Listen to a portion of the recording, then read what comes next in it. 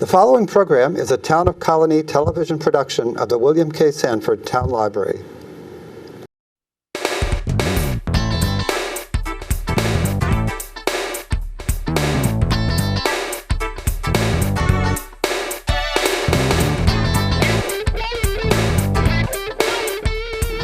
Hello and welcome to The Money Factor.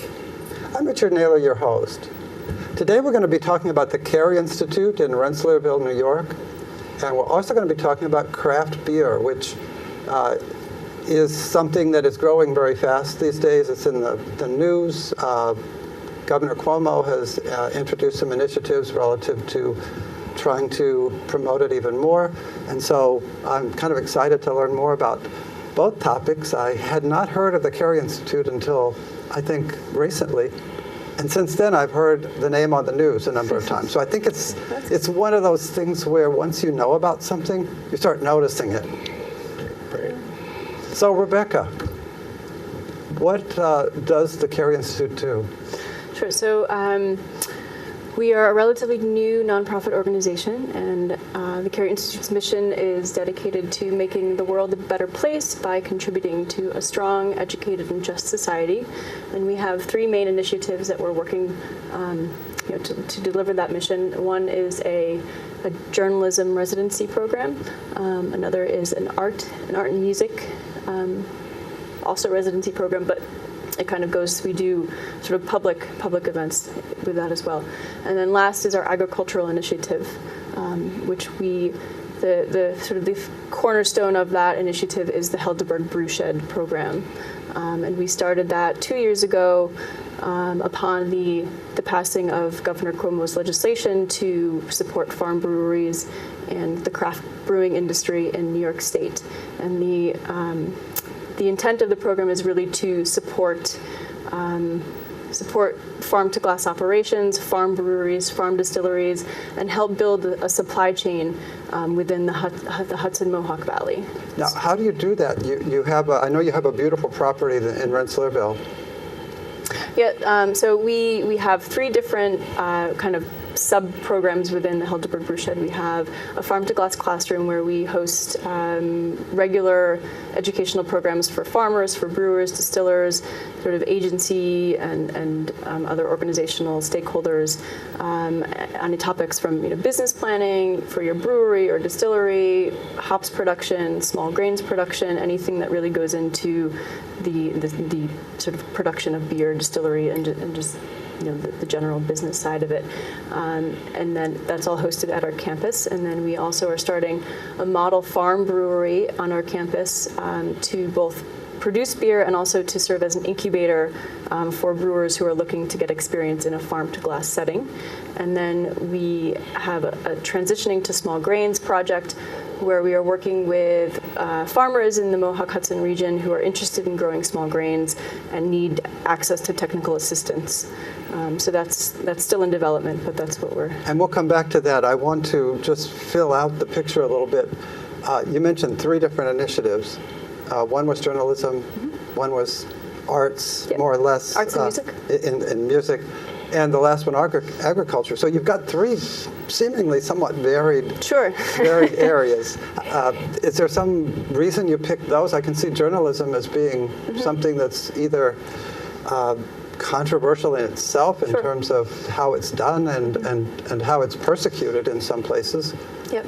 Well, that's the decision for those three initiatives was defined on one hand by our founder, Bill Carey, who was sort of an international entrepreneur who came to Rensselaerville during the summers and weekends and really loved the place and wanted to see both the rural kind of landscape be viable and also connect it to the greater world, the bigger world, and make it the center of the universe in some respects.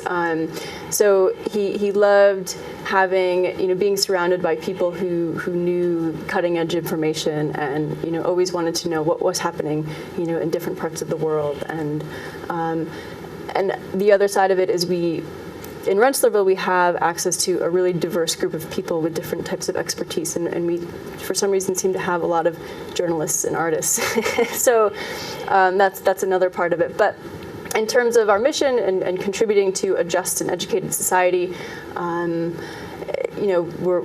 idea is that we're creating a residency for a journalist, long-form nonfiction journalism. So really supporting the craft of getting the story and the closest version of the truth, and supporting that process. So it's kind of a combination of all those factors. It's awesome. Certainly things that are needed. Yeah, hopefully. And Dietrich. Yes. Gehring. I forgot to introduce both of you properly in the beginning. Dietrich Gehring, who's a photographer as well as now a farmer.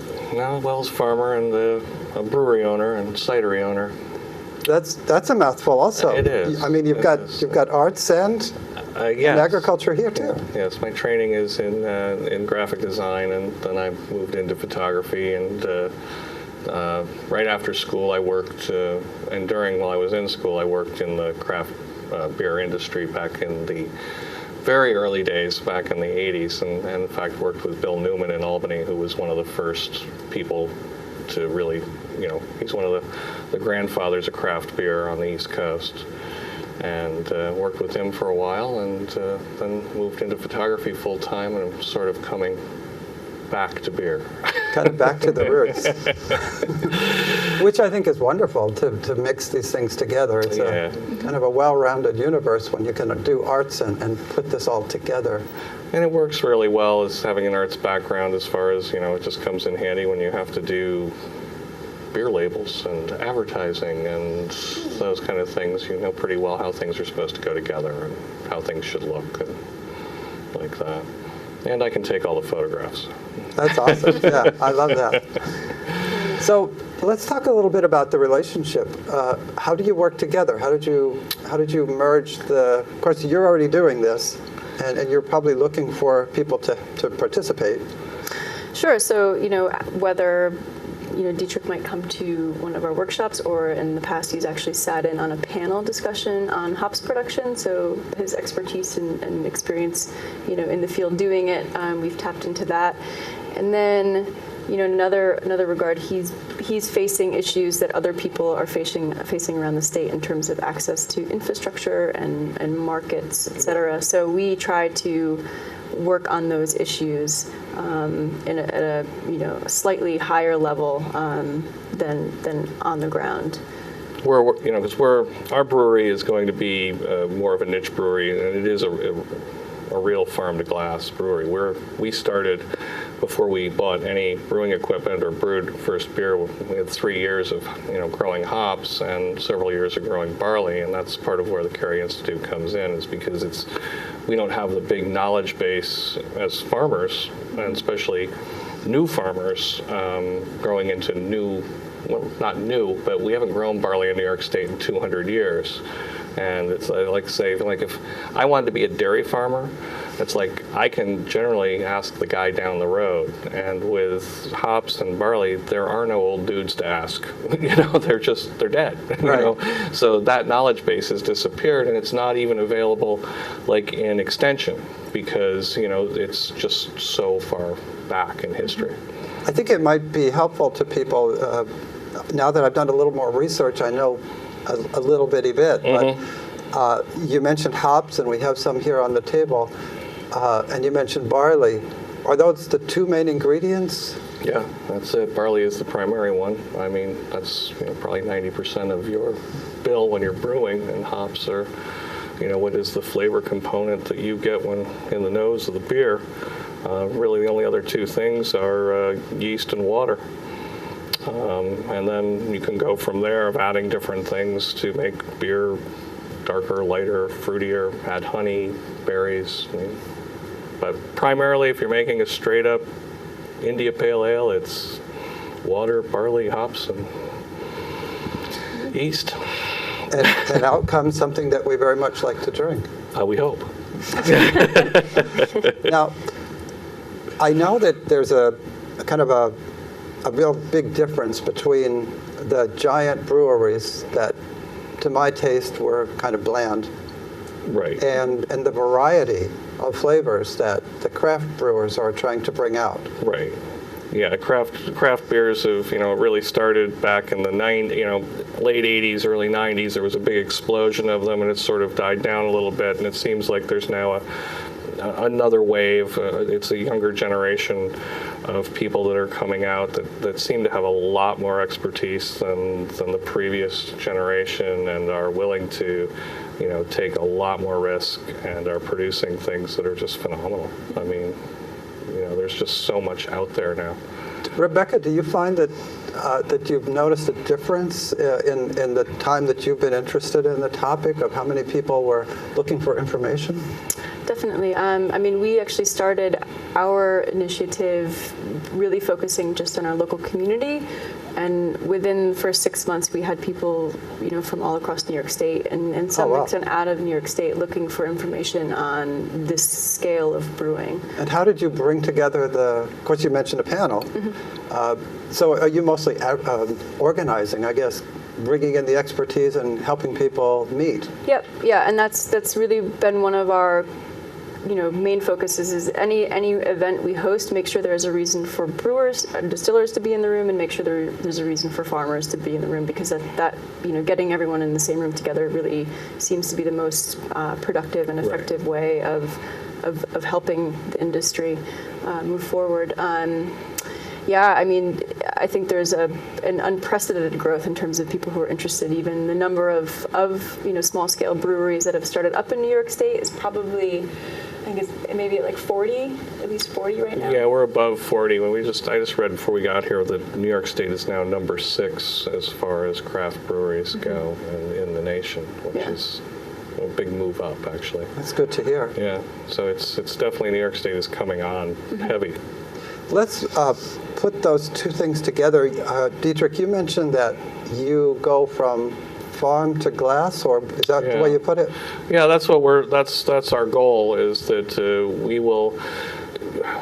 The way it works is you have to grow barley, and once you have the barley, which is no easy task to grow because it's not like growing a feed commodity. It has to be handled a lot differently. It's a food product. There are various funguses and things that can get in there that can make you sick. So we have to avoid that. And once you have harvested a successful crop, then it has to be handled correctly, because it, again, is a food product. It's not going for cattle or chicken feed. So now it has to be, kept clean. Then it has to be malted. And because you can't just take raw barley and make beer, it has to actually, the malting process is a step before brewing, where the barley is actually sprouted, and then the sprouting process is stopped so that you can extract the sugars, essentially, and then the brewer grinds that and makes a mash out of that. So that's, a large step in the process. So there's a lot of science in this. There's a tremendous amount of science in this. They call it the brewer's art and science. It's because there are certain things that are just sort of knowledge that individual brewers have. I think it may be because farmers often wear very casual clothes, maybe even overalls, right? And scientists wear lab coats, but when it comes down to agriculture, there's genetic engineering, and there's all kinds of scientific aspects to this. Yes, you'll find that farmers are generally, they're a lot smarter than they appear to be driving around on a tractor. Right. Yeah, it doesn't bring out it's not like the pipe where it's Einstein smoking a pipe. Right. They spend a lot of time doing research, and you have to keep up on it. You're in business. Farming is, there is some people I think tend to romanticize farming a little bit these days, and you have to remember that you can go out of business just like anybody else. And the weather is maybe even more fickle than consumers, maybe. Yeah, and and climate change is not helping us at all, and the last thing farmer needs is more uncertainty in the weather. Well, I read that we might have more water if trends continue. Which is going to be a challenge.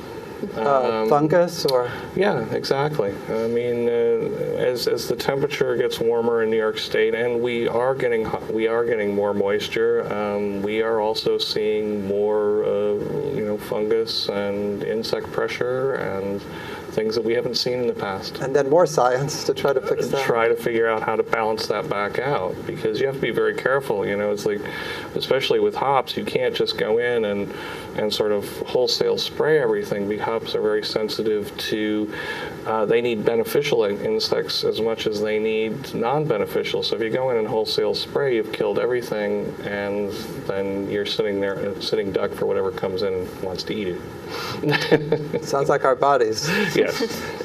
Do you think the movement, I don't know if I should call it a movement, but it seems almost like one because there's so many articles about it. And I guess I'm kind of jumping ahead of myself because we have a movement that I think has been recognized where there's a lot more interest in farmers markets. Mm-hmm. There's a lot more interest in local growing. Whole Foods moved in down the street on something like that, the principle. Right. It's again, I go back to, it's sort of, it's some people that are younger than I am. It's like 20, 30 somethings. A lot of these people were raised with the local foods movement. And so, they are driving this for the most part. And what I see happening also is that they're all having kids and they're teaching them about local foods. And I think part of that is where, I see my son and his friends going to college and stuff, and they're not drinking Budweiser and stuff. They're drinking hard cider. They're into other things. And I think that that's going to create a tremendous amount more growth in this because, beer sales overall in the United States are flat. I just saw they were down 1.7%. Well, they've been flat for like the last 3 years. Okay. And it's a big concern for Budweiser and with AB, and Anheuser-Busch, right? Yeah, well, they're in Bev now. It's amazing. Oh. None of the three big breweries are owned by anybody in the United States. They're all multinationals. Okay. So it's really the craft brewers are the true American beers at this point. But also, I just don't see those people, like in the 90s, there was like a slide back into, the sort of Budweiser and that kind of thing. But I don't see that happening this time because I just don't see these people going back to drinking Budweiser. It was never anything they had, And the big companies are starting to buy up some of the smaller breweries. That's kind of where I was thinking we might go next.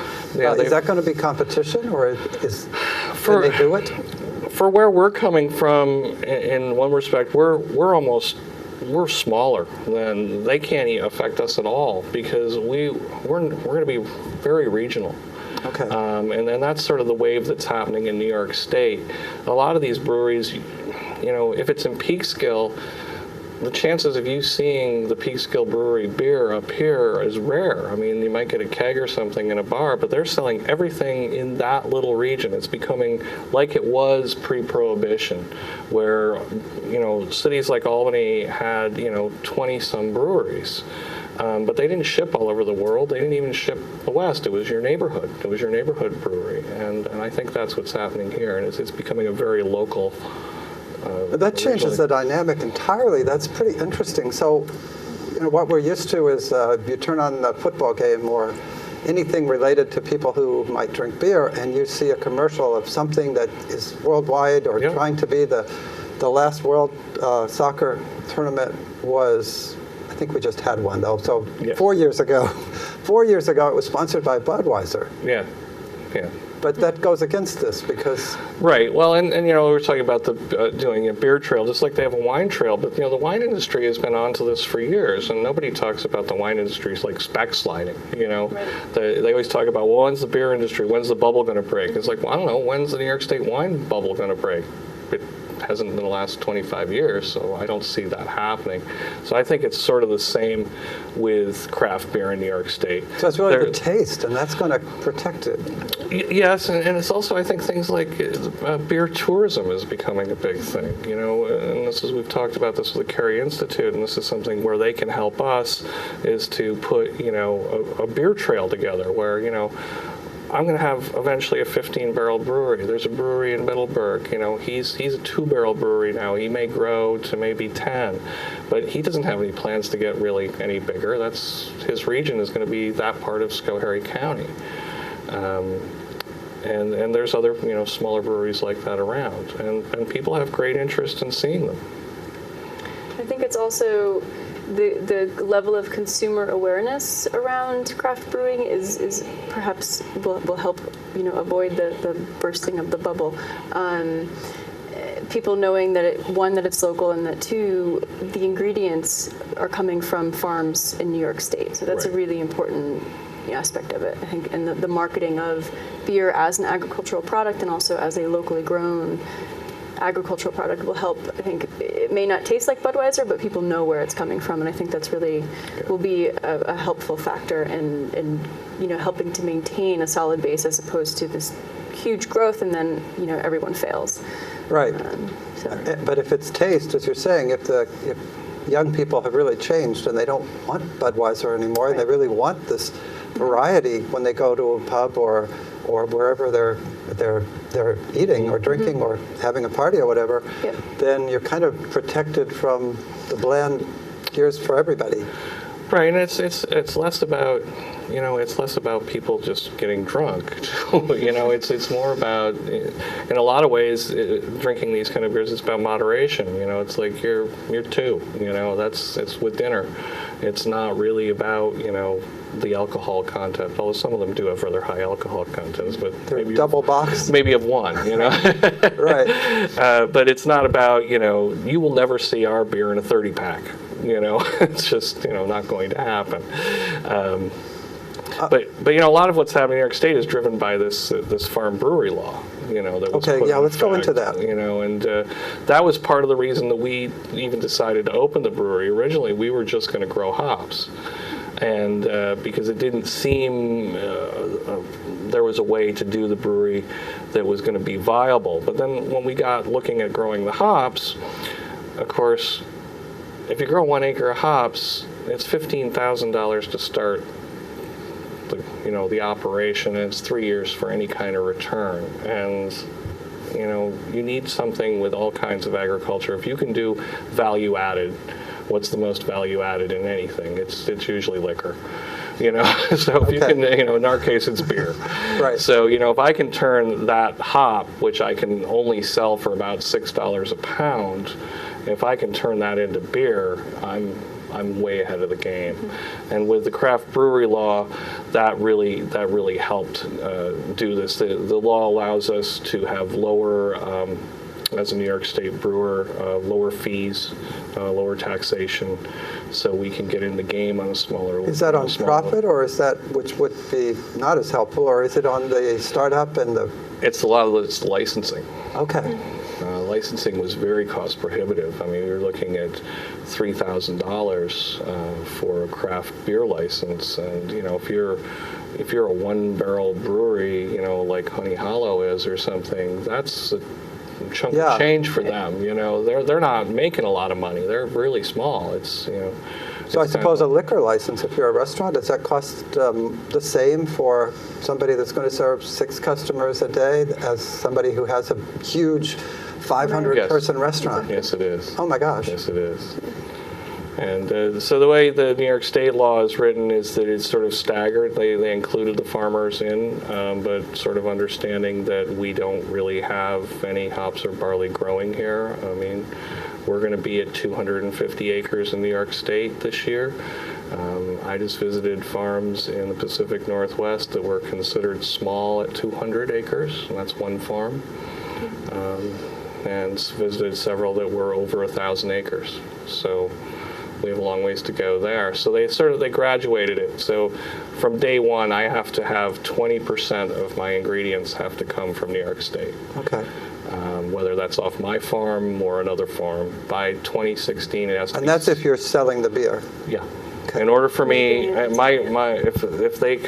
the State Liquor Authority comes and looks at my bill of records, I have to prove that 20% came from New York State. And by 2016, that jumps to 60%, and by 2024, that's 90%. Wow. So it's an encouragement to get the farmers involved and to have a product that they can sell, a high value product. I mean, if you're growing barley for human consumption, you're gonna get more per bushel than you are for cattle. I know very little about the laws related to this. I did a little research for the show and noticed that in Florida, the major brewers are trying to keep all kinds of things from happening. So they're putting quite a bit of money there. Yeah, and the distributors are trying to shut the growlers out. Exactly. Yeah, and they don't want the half-gallon one, which is the most useful one, right? But do we know how New York stacks up? Obviously, they're trying. Is there more work to do to make this, to give us more people to work and to help farmers? Well, there's a tremendous amount of work to do. I mean, in terms of the legality and promoting and finding maybe a reason for people to want to do this in New York.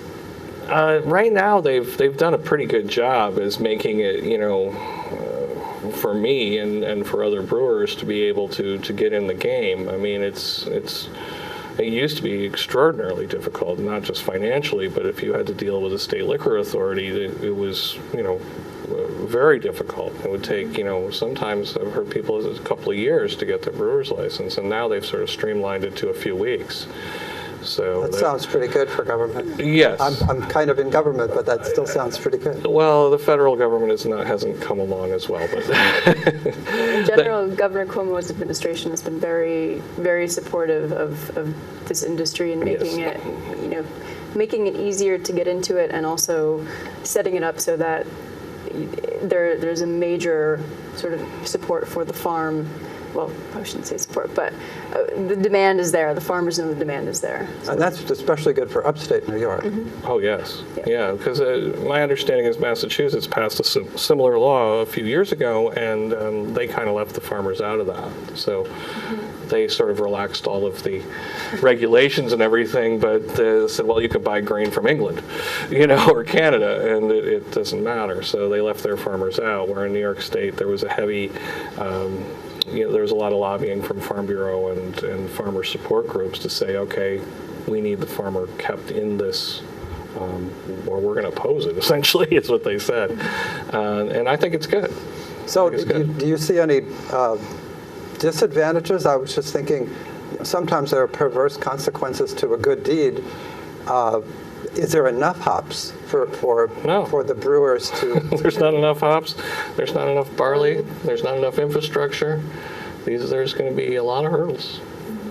Malting so it's is really a big important hurdle. that farmers do this. Otherwise, the craft brewers in New York can't really succeed and use these advantages. Right.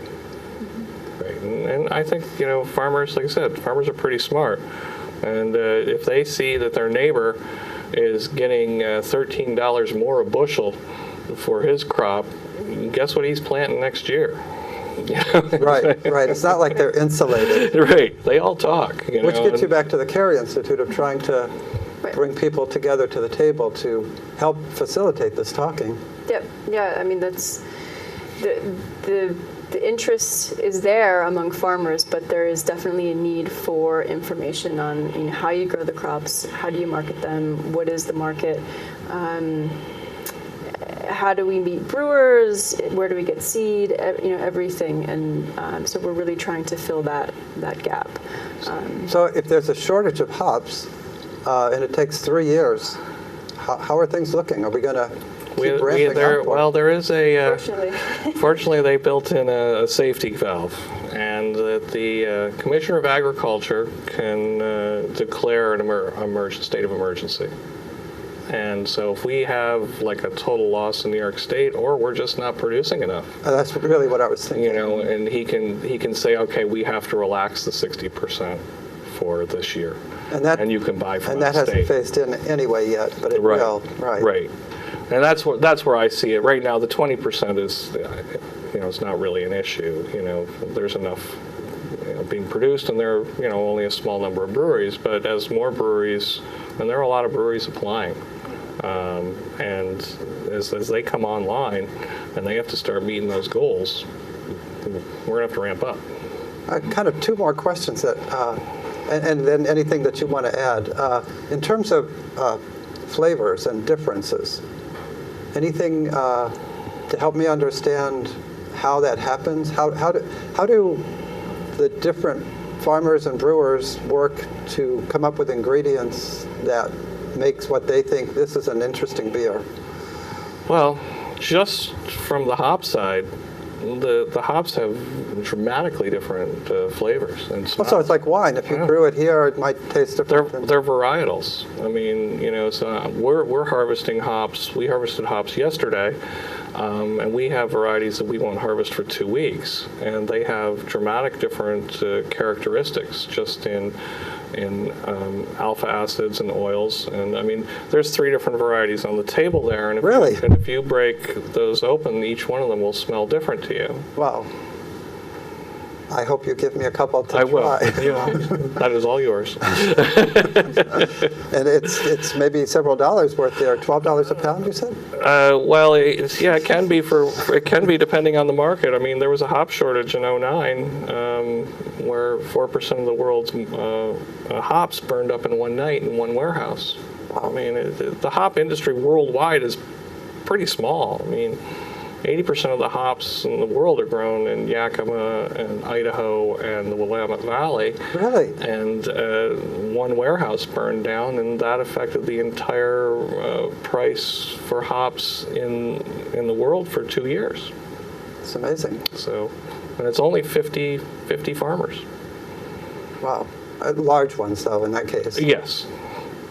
So what are the Carey Institute's plans going forward in terms of anything to look forward to in terms of agriculture and craft beer? Because we enjoy going to our local pub and getting a nice beer. Sure. So we're in the process of getting our brewery licensed, and we hope to be open by the end of October, November. We do have an open house on September 12th, I believe. It is coming up. Yeah, just no beer available, but sort of you can come and tour the grounds and sort of get an update of what's happening up there. And this is open to the public? Yeah. And we are also we definitely have been talking about some beer festivals and some special events that will involve the brewery directly.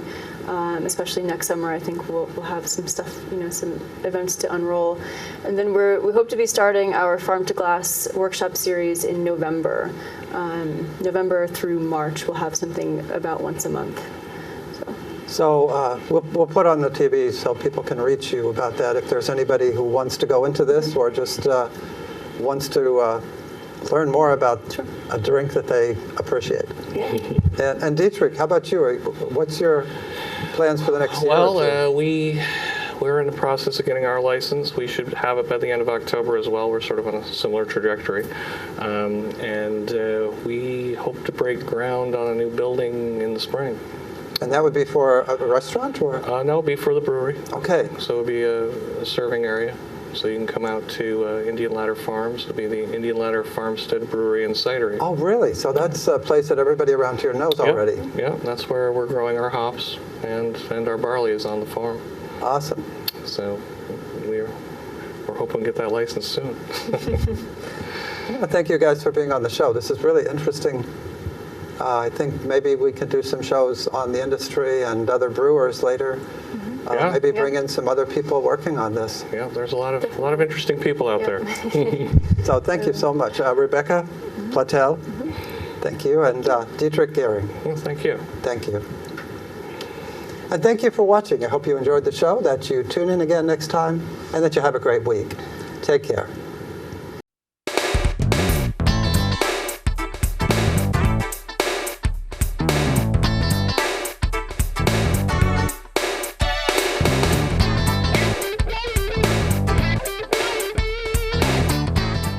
The following program is a Town of Colonie television production of the William K. Sanford Town Library.